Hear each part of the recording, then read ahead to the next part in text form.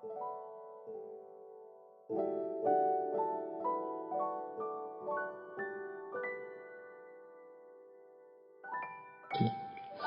lebih dalam lagi filsafatnya.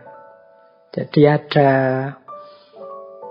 teori begini kalau dalam filsafat ini. Kalau dalam filsafat ini namanya problem mind and body. Biasanya ada di philosophy of mind. Bagaimana orang menghayati identitas dirinya, identitas personalnya. Dalam dunia filsafat itu ada pertanyaan seperti ini. Mungkin teman-teman kalau ada waktu boleh ikut-ikutan mikir.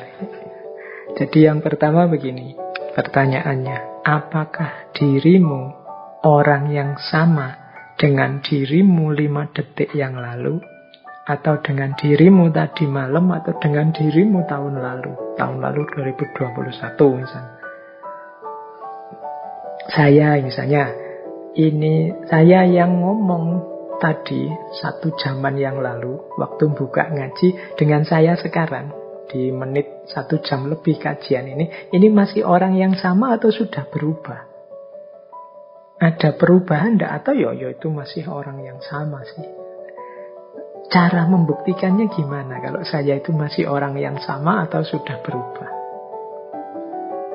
Nah, apa sih buktinya bahwa kita ini orang yang sama terus-menerus? Kalau saya Faiz, ini Faiz yang sama dengan yang dulu ngaji filsafat di awal tahun 2013, apa sudah Faiz yang berbeda? Ketika ngaji filsafat sudah 300 sekian serinya. Teman-teman boleh bertanya begitu, aku ini orang yang sama ketika dulu lulus SMA atau sudah berubah? Kalau berubah apanya? Kalau tidak berubah apanya? Kalau berubah apa aku masih bisa dipanggil Faiz sebagaimana yang dulu? Apa aku ini orang yang sama atau tidak? Bagaimana kita bisa tahu bahwa kita ini orang yang sama? Ketika kita mau tidur terus bangun lagi, itu membuktikan bahwa yang bangun ini ya orang yang tadi tidur itu apa? Nah, ini buktinya mana? Nah, ini problem philosophy of mind kalau dalam filsafat. Ya teori-teorinya banyak.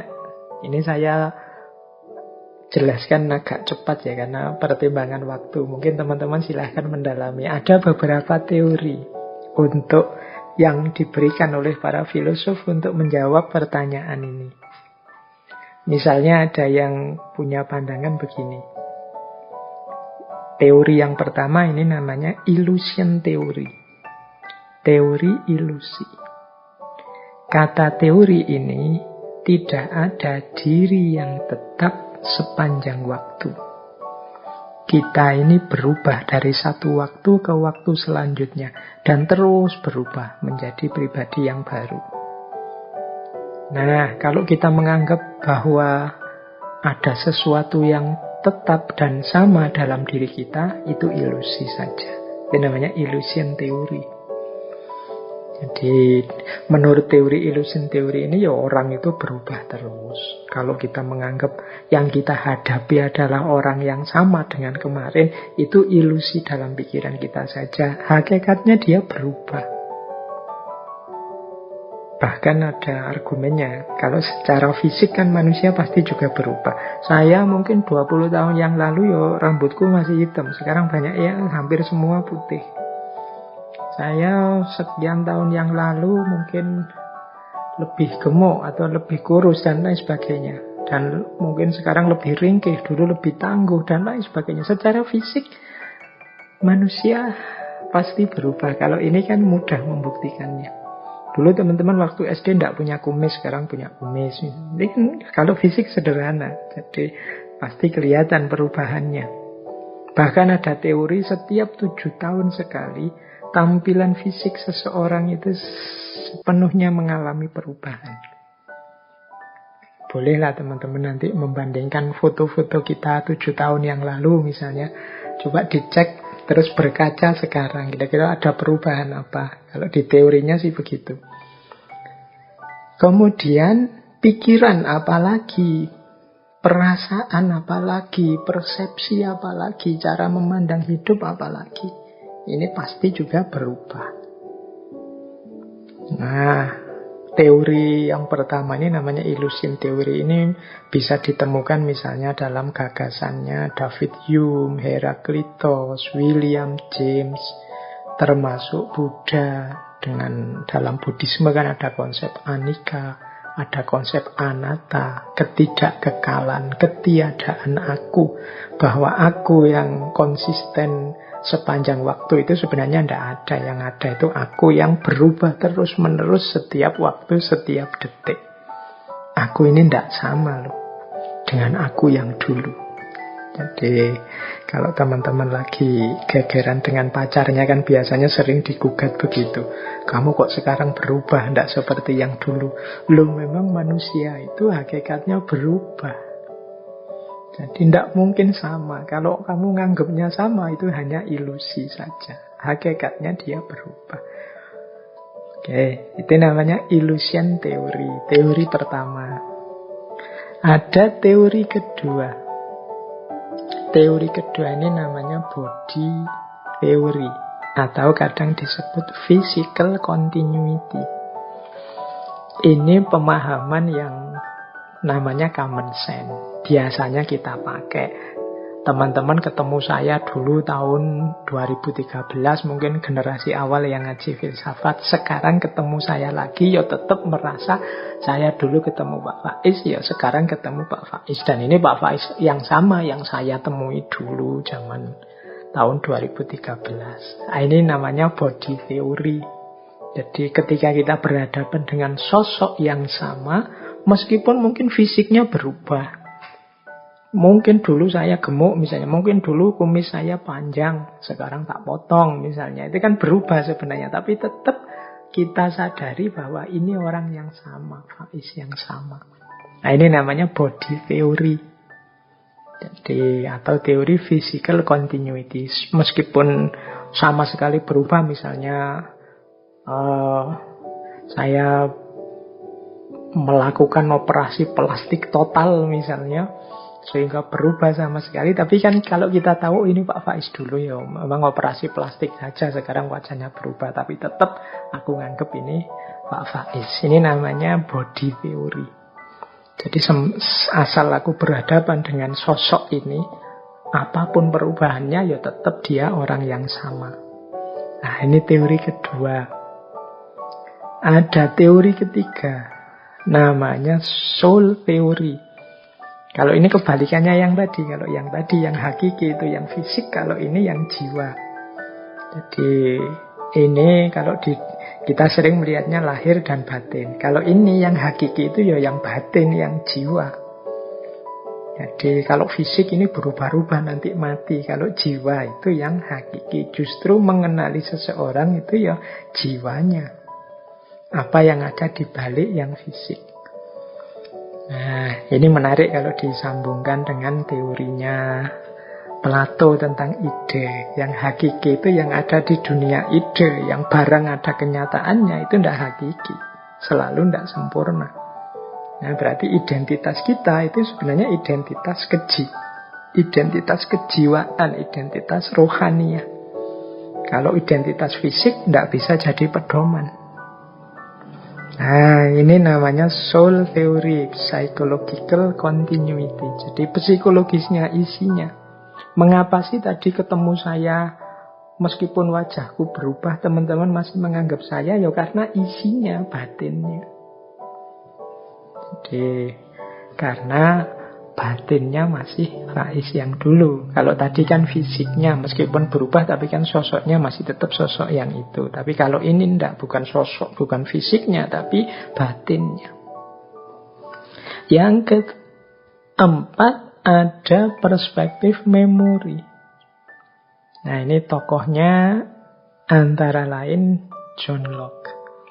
Kata John Locke, ya manusia itu, identitas manusia itu ya bukan tubuhnya, bukan psikisnya, tapi memorinya, ingatannya. Jadi orang itu masih orang yang sama kalau isi ingatannya masih sama seperti sebelumnya. Ini teman-teman boleh ngambil case ya untuk mudahnya menjelaskan. Misalnya ada orang yang amnesia total. Kalau di drama-drama itu kadang ada orang yang lupa sama sekali tentang dirinya karena penyakit tertentu. Nah, ketika orang lupa sama sekali tentang dirinya, ini kan hubungannya dengan memori. Dia, kalau versinya John Locke, ya bukan orang yang sama lagi. Kita tidak bisa memperlakukan dia seperti dia sebelumnya. Misalnya, dia ini teman akrab kita sebelumnya. Bahkan kalau di drama-drama Korea itu ada yang sampai istrinya atau pasangannya. Kan sangat dekat itu harusnya. Tapi begitu kena penyakit itu, lupa sama sekali. Itu kan setelah dia mengalami penyakit ini, kita tidak bisa memperlakukan dia persis seperti sebelumnya. Identitasnya berubah total. Karena dia lupa sama sekali dengan versi sebelumnya. Maka kata John Locke, identitas itu sebenarnya dasarnya adalah memori. Siapa aku itu sebenarnya kita rumuskan dari ingatan kita selama ini. Nah, ini namanya memori teori.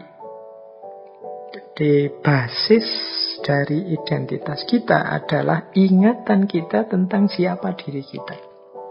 Bayangkan misalnya ya teman-teman besok pagi bangun ternyata isi memorinya tertukar. Misalnya isi memorinya teman-teman ketukar dengan saya. Bangun pagi teman-teman merasa bahwa saya ini Faiz loh, tapi begitu berkaca kok bukan. Tapi kan secara identitas itu ya tergantung memori. Berarti aku hidup menjalani keseharian sebagaimana isi Faiz tadi. Nah, ini kan memori. Kita hidup itu berdasarkan memori. Kita bangun pagi misalnya merasa, oh ini anakku, itu istriku, yang sana adikku. Itu kan berdasarkan ingatan kita selama ini. Nah, ini tokohnya John Locke. Oke, baik. Berarti ada 4 perspektif tadi ya untuk bagaimana kita menegaskan siapa aku ini. Ada teori ilusi yang berpandangan tidak adalah identitas yang tetap itu sepanjang waktu. Kita ini manusia yang selalu berubah. Ada body teori. Ya, aku yang terlihat selama ini. Nah, kalau soul teori ya, aku adalah apa yang aku rasakan dalam jiwaku selama ini. Kalau memory teori itu ya, aku adalah sesuai yang aku ingat tentang diriku selama ini. Kalau teman-teman tanya yang paling pas yang mana Pak, yang paling benar yang mana Pak, ini kalau dalam filsafat seperti saya bilang di awal tadi, ini perdebatan dan diskusi ini masih berlangsung, masih banyak perspektif-perspektif baru. Apalagi hari ini muncul macam-macam problem, termasuk situasi-situasi seperti artificial intelligence, kesadaran-kesadaran baru tentang manusia. Ini juga nambah rame. Mungkin lain waktu bisa kita jelajahi lebih dalam. Hari ini mungkin teman-teman kenal, tadi saya singgung sedikit, misalnya operasi plastik. Orang bisa mengubah total tampilan fisiknya, meskipun isinya sama. Ini masih tetap orang yang sama atau tidak? Orang yang kehilangan ingatan total. Bahkan hari ini ada istilah multiple personality disorder. Orang yang mengalami merasa dalam dirinya ada banyak personalitas. Ada, kok rasanya saya ini kadang jadi orang pemarah, kadang jadi kelihatannya kok sabar sekali, kadang jadi ada tabrakan-tabrakan. Jadi identitas dalam dirinya, orang merasa dalam dirinya ada beberapa personalitas yang bisa berubah-ubah. Belum lagi beberapa gejala sakit jiwa. Atau kalau teman-teman pernah membaca novel itu kan fiksi, Dr. Jekyll and Mr. Hyde. Ini bagaimana orang itu yang paginya sih dokter, dia tulus bantu orang, malamnya jadi sosok yang mengerikan. Seperti psikopat-psikopat itu kan kadang kelihatannya lembut, kelihatannya manusiawi sekali kelihatannya. Tapi kalau keluar sisi sadisnya dia luar biasa sadisnya. Nah, ini kan fenomena-fenomena yang mungkin perlu dibahas lebih dalam, lebih luas. Cuma untuk malam hari ini kita belum banyak fokus ke situ. Paling tidak teman-teman ngerti dulu wacananya. Seperti saya bilang ya, ngaji ini kita awali dulu dengan nambah wawasannya dulu.